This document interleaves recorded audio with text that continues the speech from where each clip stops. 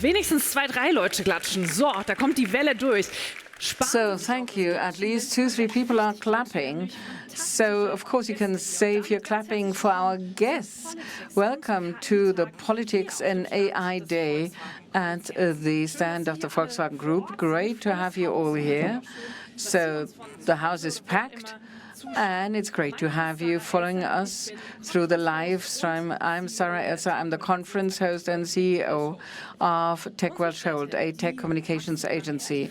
Our cities keep growing, and of course, there is a lack of personnel to run all the scheduled buses or trains. At the same time, we want to be mobile everywhere at any point in time in a flexible and sustainable manner, if possible. And this requires new concepts. For example, ride pooling. Now, I might be saying ride pooling is nothing new to write home about. So there was a city on Lake Constance, Friedrichshafen, actually introduced a campaign called Roofbus. So you simply had to call them, or if you actually planned for it for a longish period of time, you could also send a postcard. And then, of course, it was not really sustainable and it was not really convenient. But now, 50 years down the road, we've got everything it takes. We've got real-time data, we've got AI electric vehicles, and we've got autonomous vehicles above all. But for this to work out, the technology also needs to be paired with something else. We also need to set the course at the political level and societal acceptance and, of course, cooperation, like the one with MOIA that is run by Volkswagen. So how can you turn autonomous driving into reality so that it's no longer just a thing of the future? And I'm very happy to talk with my panelists, top-notch panelists. We're very happy to have you here. Patrick Schnieder, the Federal Minister of Transport, then Oliver Blume, the CEO of Volkswagen AG, then CEO of Volkswagen Mobility, Christian Senger, and then the CEO of the Berlin Municipal Transport Authority, Henry Fire, and Sasha is also here. Welcome. Sie haben mehr Fans dabei. Bei Ihnen klappt. So you brought more fans. So, schön, dass Sie da sind. So it's great to have you all here. I said ride pooling. Back then, you had to plan for it using the telephone cell or a postcard. Now you can use the MOIA app. First question, I mean, when was the last time you used ride pooling? Was it a good or a bad experience? Mr. Blume, what was the last ride like? When was it? So first of all, let me join you in welcoming our guests. It's great to have you here. And I believe that's really the most exciting field of the future in the automotive industry. And thank God I am here with my colleagues from MOIA to test the bus. Christian Senger, Sascha Meyer was on board, and we do that regularly, by the way. And I'm deeply impressed to see how fast progress is going on. So you actually use ride pooling, yes. So you let yourself be chauffeured, so to speak, by autonomous vehicles. Now, what about you? Do you also use ride pooling with colleagues? So that's a rather rare occasion. But as a matter of fact, the two of us actually used ride pooling with MOIA, with the British Transport Minister. And we went through Hamburg. That was a great experience. Okay, Mr. Senger, how about you? Well, fully autonomous driving means we develop the technology, business models, and social acceptance. So that means you really have to work close to the reality. And I'm also a safety driver, by the way. So I drive the car every single week in various cities in order to find out what we can do and where we need to optimize. Safety driver. Actually, I was allowed to test MOIA myself, and I didn't even know whether or not I was allowed to talk to the driver. Now, Mr. Falk, you actually operate the Berlin infrastructure. When did you share a ride? So yesterday I used the U8 Underground line in Berlin. So 3 years ago I was in Hamburg, and we went together to San Francisco, and we used Waymo for 2 hours. And after that I got out of the car and I realized the technology is in place, and the question is, how can you actually develop the business model? So I'm not thinking about who I'm going to share a ride with, but who we're going to team up with in doing that. Now, Mr. MOIA, you most certainly use MOIA a great deal, especially when you use ride pooling. When was that happening the last time? I mean, yesterday I shared a ride with all those many enthusiastic journalists, and we were able to show them our technology, and they all were all out enthusiastic because they were able to see for themselves that it works without us having to prepare for that for weeks or even months. And that's very important because it goes to show that the technology will be around even faster than many of us expected it to be. So let's talk about that. Mr. Minister, you were talking about the event in Hamburg, and back then you were saying Germany wants to be the lead market for autonomous driving. So I have to think of my former boss, and she said, wanting is like doing, but it's less awesome. So how can we actually turn Germany into a lead market for autonomous driving? Well, autonomous driving holds a huge potential in terms of innovation with regard to technology, but also with regard to the question as to how we'd like to shape mobility going forward. And I'm talking about networked and digital mobility. And we've got providers here that are able to do that. They are the leaders in their fields of expertise. And that is why we need to try and translate test operations into real-life operations. I mean, test operations is quite nice and dandy, but now we really have to do it. We have to scale it up because we need data, we need use cases, we need experience, because those systems need to learn, they need to be trained, and I believe we can do that. Back in 2021, we were the first country to create a legal framework for this to be possible, and we have to use that now. So we want to go from the trial phase into everyday operation with regard to autonomous driving. Now, regulations, our regulations were the first ones in this field, but of course we want to do something about it. But how are we going to go about it specifically? Now, once again, the federal government, I mean, especially your predecessor, said this is the legal foundation, and then of course the individual federal states need to decide at their level how this is rolled out, and the municipalities then will actually have to translate that into practice. And how can we make sure that we're not going to get stuck with our good idea in between somewhere? So, for example, we had some kind of limited test operation in Hamburg, and now we'd like to open this up for large-scale regions. So there are different challenges. So this is not just about an urban environment or a rural environment. It's going to be a mixed situation, and we'd like to roll it out to a larger scale and scale it up. So we need to go away from the small entities, and we need to go into larger regions, and this is what we're going to do. So perhaps we can be even more specific. Let me take a look at you, Mr. Blume. You do a great deal. You can tell from the stand, MOIA, ID Bus AD, partnerships with Mobileye, etc. And at the same time, the international competitors really are still ahead of us. Now, how can you make sure through the Volkswagen Group that with regard to this autonomous driving key technology, we're not going to get stuck in our development stage while others are already scaling up? I mean, we made enormous progress over the last few years. So we see ourselves as being the leader in Europe. In the United States, as far as the systems side is concerned, take Waymo, for example. I mean, this is another company that offers this kind of autonomous driving that also has made major progress on the system side. But of course, we from Volkswagen would like to offer for mobility for everyone. And we see ourselves in an excellent position with our approach. And this is unique the world over because we have a 360-degree overview. We've got the technology. We've got all that it takes. Technology, software, system, hardware. We've got a vehicle that is very much suited for passenger transport, but also for goods transport going forward. And thanks to MOIA, or through MOIA, we developed a platform that can be used by the operator, and the entire fleet management is brought in here. And we've got a customer interface. So the customer can use the interface in order to book those cars.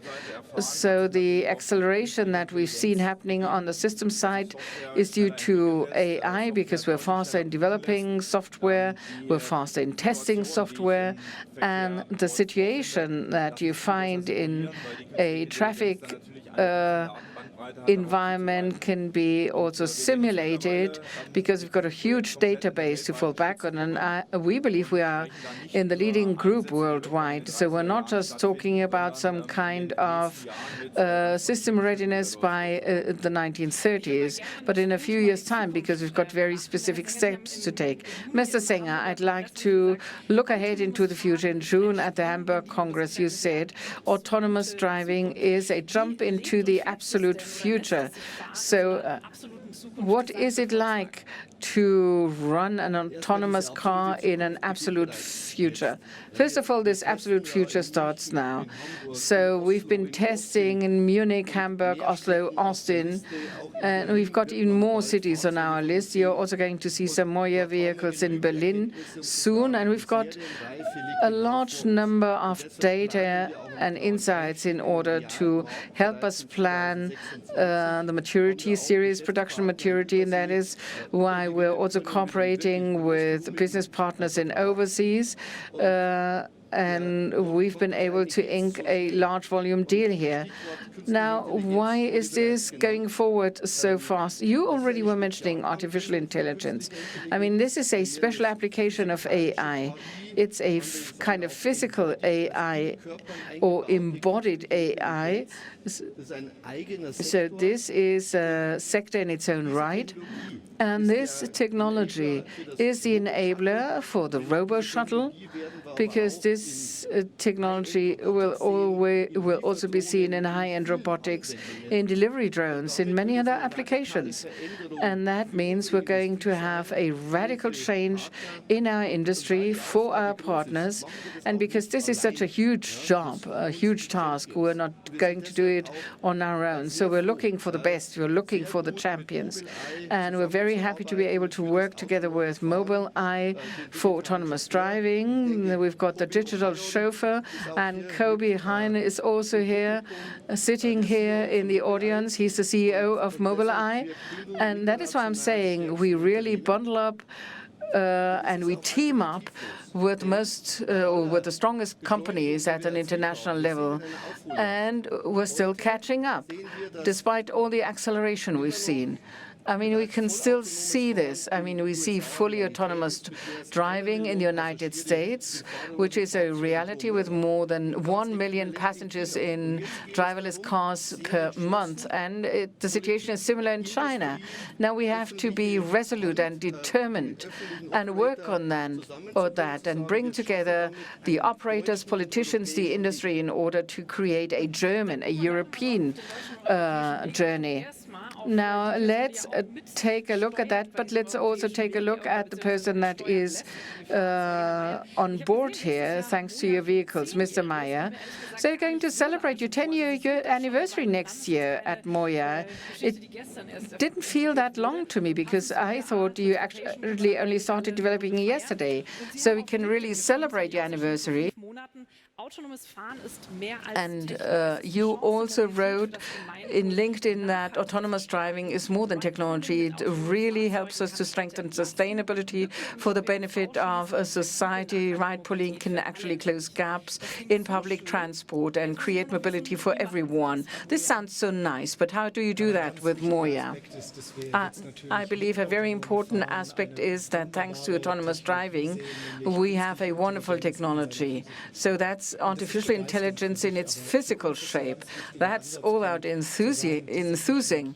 But of course, this technology needs to serve human beings, needs to serve the people, and that is why we have to take a look at the application that we use for that. And we have been able to confirm that with our ride-pooling service. So it's comfortable, it's convenient, it's flexible, it's available. And this is something that we are able to make available thanks to AI and autonomous driving. But there's something else that is behind that.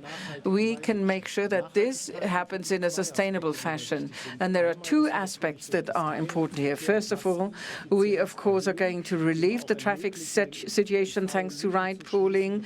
We increase efficiency. We are able to close gaps in public transport. But nevertheless, we also need to make sure that this is still affordable and accessible for Europe, for the people, for Germany. And that is why we intentionally embarked on this road, because we learned a great deal with our teams in Hamburg. We learned a great deal about what people want, how you can actually also automate the payment services, etc. Now we can actually offer this competence in partnership with the players in Europe, and we'd like to roll it out across the various countries on the basis of the values that we've got in Europe, like data integrity and data protection.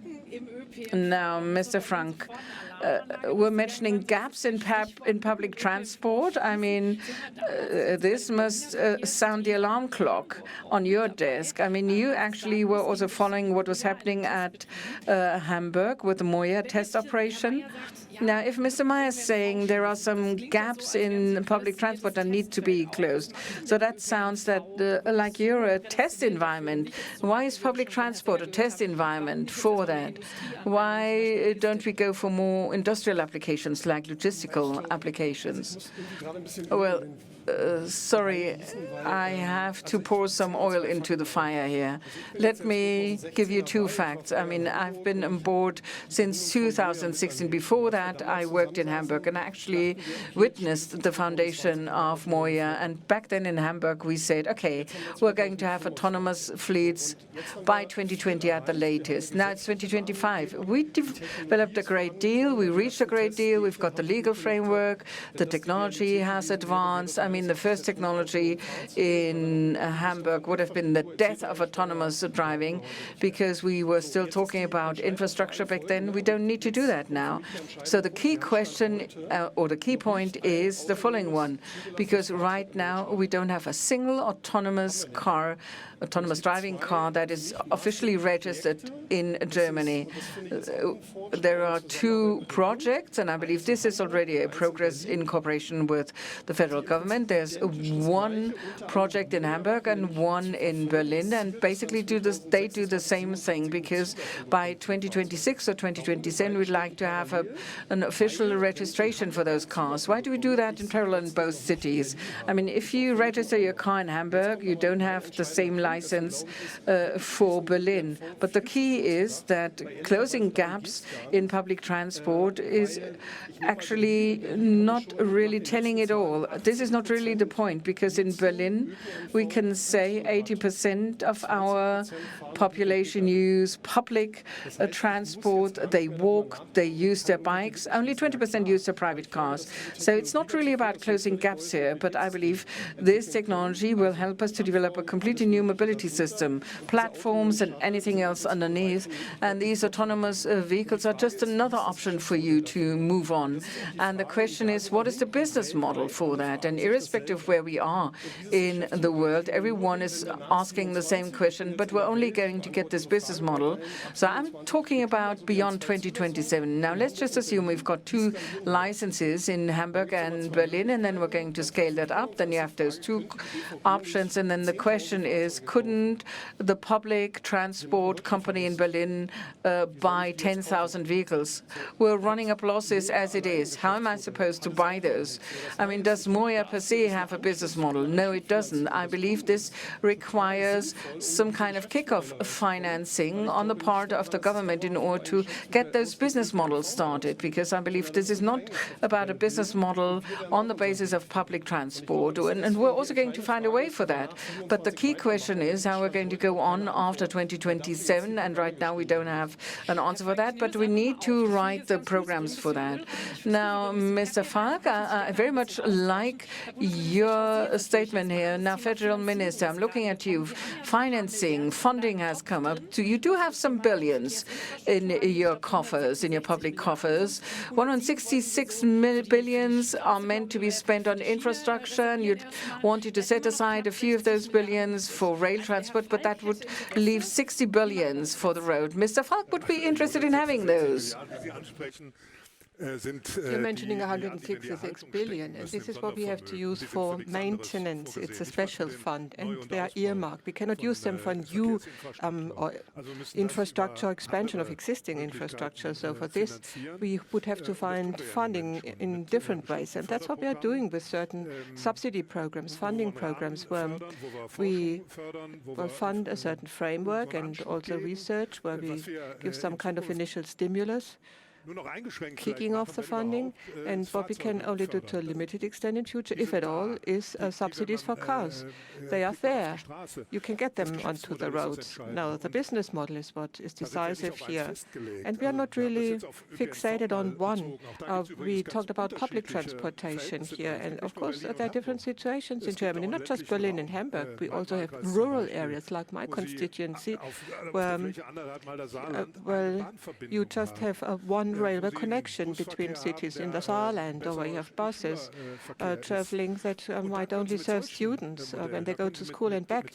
And these kinds of offerings can be used in order to achieve significant improvements to the public transportation. It's a completely different use case for municipalities in rural areas. It's much more interesting than for city areas, for large metropolitan areas. But I also have friends and acquaintances who use level 2+ cars driving to and back Berlin, commuting to and back from Berlin. Even today, level 2+, they are using it. It works, and we have to roll it out, because if a business model, I mean, then it will become a business model, and then it will be implemented. As you said, you, in a very nice sense, you're a person from the country, a country person. You grew up in a village of 1,000 inhabitants in Vulkaneifel. I come from Swabia, in a small village. Rush hour was 2 cars traveling along the road per hour. So are rural areas an attractive market? Or maybe for a business model, there are not enough data. But of course, we cannot have a 2-class mobility society. But rural areas and business models, what's your take on that, Mr. Blum and Mr. Sänger? Well, I can start here. Now, first of all, we have to start in those areas, take first steps in those areas where such a business model can develop. And these would be conurbations, large metropolitan areas, where we can cover all kinds of different situations. And then at some stage, sometime in the future, it will find its way into local rural regions. And then it would also be attractive because this form of mobility comes with a high degree of flexibility. Then you're no longer tied to the schedule of the buses or trains traveling, but we come to there are also places where there's no connection to the public transportation network. But for the development and release of these technologies, and with all of the framework conditions we have at the moment, it would be appropriate to start in the larger cities. Christian? Maybe I can take over here. An important point is that, first of all, we have to build up an integrated system where we say we connect the rural areas with the conurbations, and in this way we are going to create sufficient demand, because the crucial point is 2 cars at rush hour, they are not traveling within a village, they are traveling longer distances, and usually they will go to a suburban center or to a conurbation, and that's an important starting point. We have to build this bridge. We have to use the cities where, from an economic point point of view, it would make sense, and where there's a higher readiness to pay for the service and higher purchasing power. But at the same time, this technology needs to grow and get into the cities to a growing extent.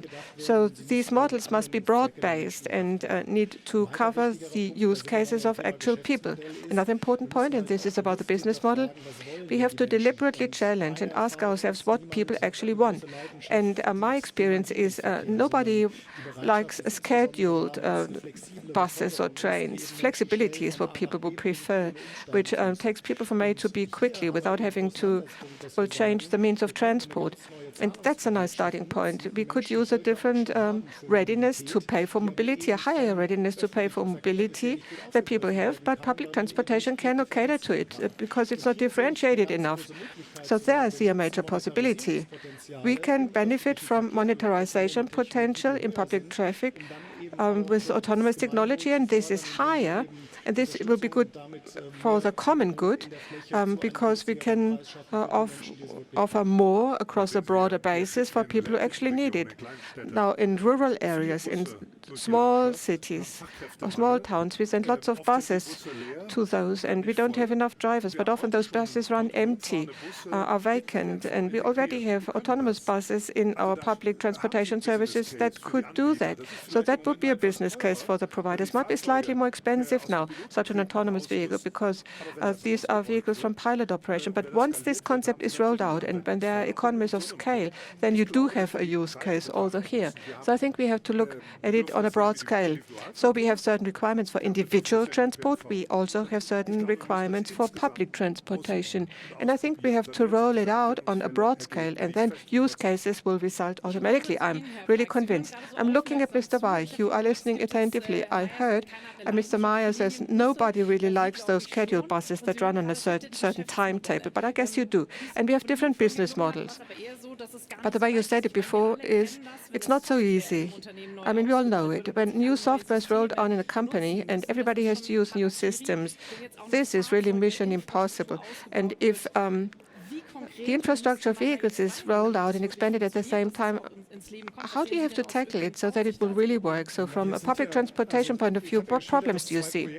Now, I told you that the two projects which I can assess best in Hamburg and Berlin, not against or to the detriment of the rural areas, definitely not, because those areas all belong together. But at the end of the day, all models from previous years show us that those business models will first of all develop in the metropolitan areas. And once you've learned from those cases, you can roll it out to other areas. And the nice thing is when we talk about a scale, now if you then notice in this project what kind of software we need and what kind of control sensors, all the technical issues that we all have to have, I mean, this is something we can learn from the first cases. And this brings me to the decisive point. So let's assume we get an approval for the year 27. And for buses, today there's no German manufacturer that offers autonomous buses with 30 seats or more. We don't have them yet. It's not offered yet. And at the end of the day, and that's the perspective that counts for me, at the end of the day, for software, etc., it doesn't really make any difference. Of course, I know that homologation is required. I learned it over the past few years. But at the end of the day, it's just one platform. And these are just additional vehicles which you connect up to the platform. So I think step by step, the division between individual and public mobility, if you think about it logically, so step by step, it's going to be dissolved. It will cease to exist because an autonomous passenger car is just as autonomous as an autonomous bus. And whether it's based upon different stops or not, I mean, that's the exciting case. What we need as of 27, when we have both approvals, we definitely need, this big bang scenario where we say 5,000 cars in Hamburg and 10,000 in Berlin. Then we have the critical mass, and then we can start. I mean, we can talk about all these things, but from the point of view of customers, what really counts is availability. If you only have 10 shuttles, it's not going to get us anywhere. So we need a critical mass, critical size, so that not only worldwide, but also in Europe, that we can all learn how to operate this business model. But the question is how to reach this volume. You might say, okay, fine, we can produce them, but they come at a certain price. So how are we going to do it? So how can we make sure that we get 10,000 vehicles without you looking at me, like in all cities where you say, no, we cannot do it, we don't have it. So this is where We need some kick-off financing, initial financing, stimulus financing, and the business models will develop, but the initial stimulus for financing, knock-off financing, is what we need, because in 27, nobody's going to have a business model for 10,000 cars or vehicles in Berlin, but that's what we need. That's the decisive question. We can then take care of the rest. We can do it. Very optimistic statement, Mr. Klinger. Sounds very simple, so let's just do it. Well, I think I would endorse what you just said. So financing is not only something that you are responsible for, because two areas come together here. We have the perspective of the use, and this is improving mobility, both for rural areas and metropolises. But here we are sitting at Volkswagen, which is the representative of the most important industry for Germany and Europe. And when we have this discussion, we clearly notice that this is, well, the point of entry into a completely new S-curve, a curve describing how industry is now going to work. There is no reason why this application of fully autonomous driving should be limited to an urban shuttle or an urban bus only. And with tremendous speed, we're going to see, now once we see the successful use cases in cities, we will see that from the 5-meter shuttle to the urban bus or heavy truck, all the way to the passenger car, all of these will be covered. And that's what we need to discuss. How can we create a blueprint that allows us to understand that it's a new product and there are many winners from this new product, and that's why it's an industry policy question. We all come to the same conclusion that a certain, well, knock-off financing is required because it's a data-driven technology, and data-driven technologies always need a certain volume. Only then we have the economics which show you that savings effects can be achieved in public transportation, that we have optimization of logistics. And this is why our appeal would be that, well, just a few model regions can be established, but at the end of the day, the Ministry of Traffic is the beneficiary of this, because the citizens will see an immediate effect. But actually, the reason why we are doing it is because Germany, as a car nation, should also be the nation of fully autonomous mobility. Germany is a car nation. That's a good cue. And a couple of things we need to discuss here, and it's great that we have such an open discussion so that we can participate in it. Because I guess you are really, I mean, we just discussed financing before, but not everybody has heard about it before. So thank you very much for such an open discussion and your idea of the lead market, the car nation of Germany. But we are not just here for Germany to prove that we can do it, but we also want to, well, take the European approach. Waymo, 250,000 rides per week. Now, that is definitely something that's ambitious. And what steps would you like to go, Mr. Blume? What would be the next step for you so that we have can become a serious global competitor? This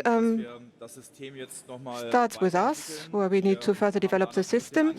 And of course, it's our ambition that with an autonomous driving system, we should be better than the human driver. That's our aspiration, and that's the yardstick for us. This is when we will launch official operation. At the moment, we are covering test kilometers, and we have safety drivers running those cars on a test basis. And the curve which is now developing is quite good. And I'm confident that we will get there in the next 2 years. So what we now need to do is we need to leave the test phase and get into the real-life phase. And Hamburg is one of our pioneering sites, and further cities will follow. And we will limit it not just to Europe. For instance, internationally, with Uber, we now have the first international customer in Los Angeles. And as soon as the systems have been released, things will happen very quickly, as Christian Sanger just said.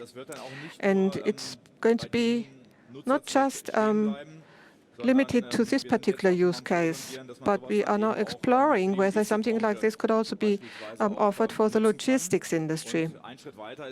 Going one step further, and it was just mentioned, later on maybe also for scheduled bus operations, buses running on a timetable. And we also know in Germany that we have a lack of skilled drivers, operators, and that would be quite positive if you could launch such systems there too for scheduled bus operations. So what's decisive, as far as we are concerned, is first of all to get the technology completely finished. And as far as the regulator is concerned, we also need to have finalized laws. But we don't see any obstacles here. And for this, I'm really quite grateful that Patrick Schnieder, as our new Minister of Transport, at his first talk with representatives from the automotive industry and suppliers was a talk especially on this topic, and it was welcomed very much. So it's written down in the coalition agreement in Germany, and it's a clear commitment that this is going to be the major future technology for the automotive industry and for transportation. So I think we are well on track here already. I have two short questions before we have our final round, because all of you have a full diary, and this is why and we also need time for a picture at the end of our talk. Mr. Meyer, we are talking about test fields. Mr. Sanger said we need lots of data so that we can be sure or safe. I mean, we are not talking about only apps which you have on a mobile phone, but actual driving. What are the test results from Hamburg? Do you think that you've got all the information, it could now be scaled, or is anything still missing, above all in terms of technology? Now, first of all, what exactly are we doing in Hamburg? We started about 2 years ago, and there the first autonomous vehicle were then launched to the roads because we wanted to know how often our safety drivers have to intervene, or for how long the car can drive in a stable situation on its own. And we saw quite an optimistic development. And we believe that in 27, the objective where we not only have an approved car, but a car that we can hand over to customers, that it can be met in terms of the driving functions. But another thing that's also very important is how do customers respond, and what the general acceptance by the population once we launch these cars in public transport. Now, the important thing is that we should not create a car that looks like a spaceship or a sensor array on wheels, but it's a car that should convey a positive image, and it's perceived positively by people. And here we saw a nice, good reaction. The population is really quite open to what we are showing them. They're taking pictures, and they are now writing reports on this autonomous technology, which we now also have in Germany. So we're doing this step by step. We started with internal customers, and we are now rolling it out together with the Hamburger Hochbahn in the municipality of Hamburg. And people, you know, just everyday ordinary people are now getting into our cars to see how they accept it, and their passenger experience or their impression of flexibility, whether they can actually, whether they would be ready to use it. And that's the exciting phase, because we find in our service that more than 50% of those users would like to already use an autonomous car today, and more than 70% are open and say, we definitely want to try it out. And this is where we want to get in the next 2 years, that Hamburg should be a beacon or a lighthouse where we can show that autonomous mobility is there and we are ready to launch it. Now, I'd like to pick up on what you just said, Mr. Falk. And of course, I was trying to find out what the level of general acceptance is in Germany. Now, Continental published a major mobility study, and they've been doing this since 2013 on autonomous driving.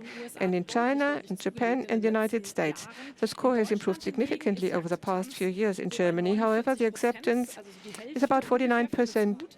Approximately half of them find it good, but it is slightly lower than in 2013, where it was still 53%. When you drive a bus, I often see a lot of elderly people.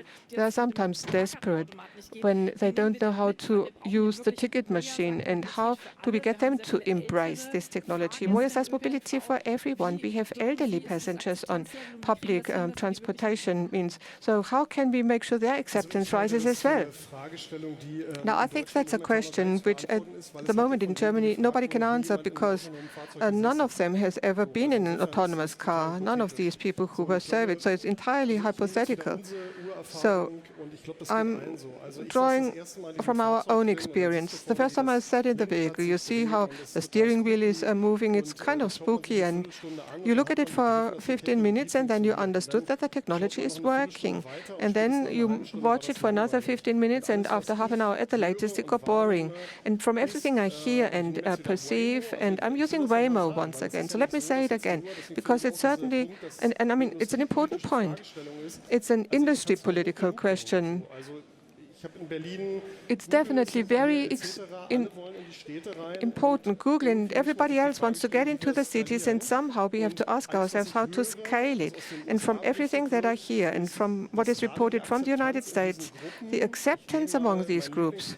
My pet example, my favorite example here is the largest group, according to what I know, in San Francisco is women. Most of the people using this in San Francisco is women. Why? Because they prefer to get onto a shuttle where there's no driver in the shuttle, because they can sit there all alone and feel much safer, no matter how old they are. Who would have thought that? And you had this experience with MOIA in Hamburg. Now, children are an excellent group because the parents say, get into the MOIA, go to school. So I think these evaluations and studies are really overvalued. Once we have the technology, we're not going to have any issue. Right, you're confident. And just one short concluding round. Mr. Blum, you also said in an interview recently, it doesn't have to happen in the 30s that all of us drive autonomously. But I see it in 27. So this is when the next mobility fair will take place here in Munich. So the question to all of you is, now the autonomous mobility, how is it going to change transportation in the automotive industry when we meet again in 2 years? Mr. Blum, starting with you. Well, our ambition is quite clear. By 2027, we want to have the first cars that will be self-driving. So you have to set yourself ambitious goals, but we set out on this way in order to get this done. Now, with regard to the automotive industry, well, of course, this opens up a whole different range of possibilities, especially if you think about how to roll this all out. So this would be like an add-on to public transport, but it's also something that you could see as an add-on to private cars, passenger cars. So we, as a company, have got the ambition to be the global technology driver, and that is why it's an important field of action for us, because we want to translate that onto private passenger cars. Now, I'm going to make it easy and difficult at the same time for you, because you still have some time to think about it, because I'm going to move on to Mr. Sanger first. So mobility 2027, how will everything have changed? Well, we're going to see a first fully series-produced ID bus AD from the Hanover plant, and at the end of the production line, it's going to be fully calibrated for use. So there is this car from Europe, from Germany. But I also believe that hopefully we're going to see that we have not just managed to embed the belief that self-driving or autonomous driving is a thing of real life, but we will also have built up a value-added change, sensors, software, AI systems, data systems, cybersecurity standards, the matching chipsets. But let's not forget, for this trade show, there are many components in a standard car that need to be fully diagnostic capable, and they also have to be inherently safe. So I'm looking forward to 2 years' time to see every one of our companies being proud in their stance. Now, there's also Mr. Meyer, who might be a little more positive. So what about 2027? Are we going to make it till then? So are you afraid of me giving you a negative answer? Now, Mr. Sanger was positive. I've got the feeling that you're a little more, you voice a little more criticism. Well, I'm still being very positive here. We have this opportunity, but this requires tough decisions to be taken. There are 2 parallel projects. Whether or not this goes hand in hand with the political party, this is something that is not really relevant. But in 2027, we're going to have 2 shuttles that then will be officially registered and approved on, will then be scaled up. And now we need to create a funding or financing foundation in order to be able to launch 5,000 vehicles, self-driving vehicles in Hamburg and 10,000 in Berlin, in order to make this fleet capable. And if we're not able to do that, I'm not going to be here in 2027. So that is our best incentive then.